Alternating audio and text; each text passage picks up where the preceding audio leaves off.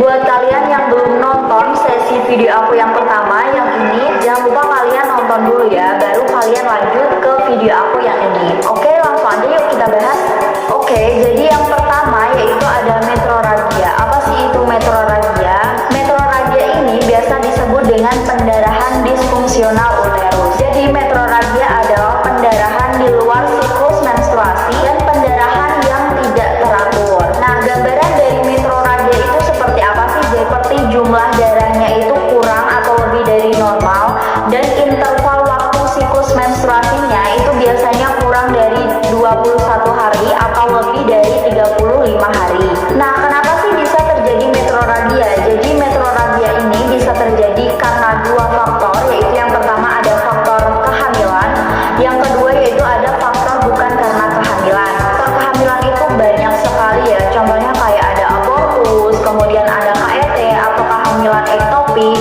Nah, untuk yang bukan karena kehamilan seperti ada tumor, kanker serviks, dan masih banyak lagi. Penyebab paling sering terjadi metrorragia ini biasanya disebabkan oleh stres, ada tiroid rendah, dan masih banyak lagi. Yang kedua yaitu ada PMS. PMS yaitu gejala ketidaknyamanan yang dialami oleh seorang wanita menjelang menstruasi atau pada saat hari pertama menstruasi. Nah, PMS juga biasa disebut dengan sindrom Prahed. Kenapa disebut dengan sindrom Prahed? Karena biasanya PMS ini terjadi pada saat kurang dari 7 sampai 10 hari menjelang menstruasi. Contoh dari PMS itu seperti munculnya jerawat, nyeri punggung, mood swing, atau gangguan emosional, dan masih banyak lagi. Nah, kenapa sih bisa terjadi PMS atau premenstrual syndrome ini? Yaitu karena adanya ketidakseimbangan hormon. Ada dua hormon, yaitu ada hormon estrogen dan progesteron.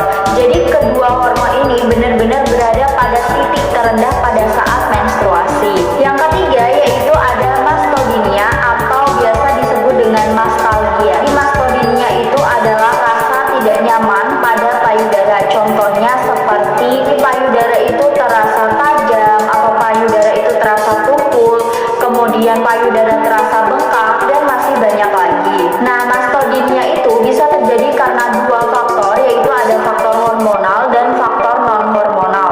Kalau faktor hormonal itu biasanya berkaitan dengan siklus menstruasi. Nah, kalau faktor non-hormonal itu biasanya terjadi karena tidak ada hubungannya dengan siklus menstruasi. Yang keempat yaitu ada Mittelmers. Jadi Mittelmers adalah rasa sakit atau nyeri pada saat ovulasi.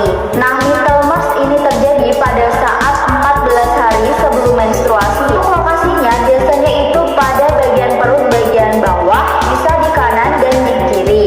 Jadi Mittelmers itu terjadi karena pecahnya folikel the gram. Kelima atau yang terakhir yaitu dysmenorrhea. Apa sih itu dysmenorrhea? Jadi dysmenorrhea itu adalah nyeri pada saat menstruasi. Nah, dysmenorrhea itu biasanya nyeri atau kram perut bagian bawah. Ada dua faktor kenapa bisa terjadi dysmenorrhea. Yang pertama yaitu lepasnya dinding rahim. Jadi dinding rahim itu ada 3 lapisan, ada endometrium, myometrium, dan peritoneum. Jadi lapisan paling dalam atau endometrium ini menebal sehingga melurus sehingga terjadilah menstruasi. Faktor yang kedua yaitu ada gangguan ketidakseimbangan hormon dan gangguan emosional. Nah, mungkin sekian video aku kali ini. Mohon maaf bila ada kesalahan atau kekurangan.